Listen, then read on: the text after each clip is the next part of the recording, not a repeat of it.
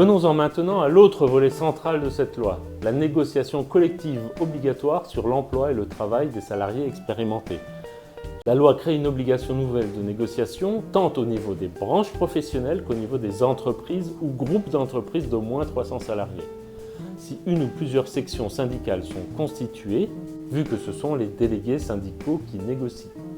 Concrètement, au niveau de la branche professionnelle, il devient obligatoire que les syndicats représentatifs et les organisations d'employeurs engagent une négociation sur l'emploi et le travail des seniors. La branche doit d'abord établir un diagnostic préalable sur le sujet, puis la négociation doit porter obligatoirement sur plusieurs points. Ces points sont aussi les sujets obligatoires dans le cas de la négociation dans l'entreprise, dont je parlerai un peu plus tard. Le recrutement des seniors, leur maintien dans l'emploi, l'aménagement des fins de carrière, en particulier les modalités d'accompagnement à la retraite progressive ou au temps partiel, la transmission de leur savoir et de leurs compétences, en particulier les missions de mentorat, de tutorat et de mécénat de compétences.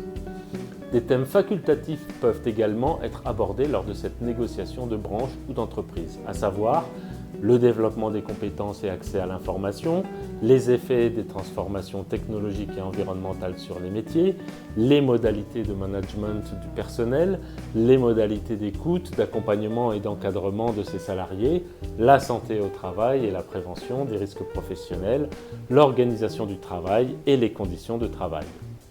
Cette négociation de branche doit obligatoirement avoir lieu tous les 3 ans. La périodicité peut aller jusqu'à 4 ans si un accord de méthode le prévoit. Au niveau de l'entreprise ou du groupe de plus de 300 salariés et disposant de sections syndicales et de délégués syndicaux pour pouvoir négocier, l'employeur doit engager une négociation sur l'emploi, le travail et l'amélioration des conditions de travail des plus de 45 ans. La périodicité est la même que pour les branches, tous les 3 ans ou tous les 4 ans si existence d'un accord de méthode. Cette négociation dans l'entreprise ou le groupe porte sur les mêmes sous-thèmes obligatoires et facultatifs que ceux prévus pour la négociation de branche que je viens de vous énoncer. Pour les entreprises de moins de 300 salariés, cette obligation n'est pas imposée de façon automatique. Mais l'accord de branche peut prévoir un plan d'action type destiné à ces entreprises de moins de 300 salariés.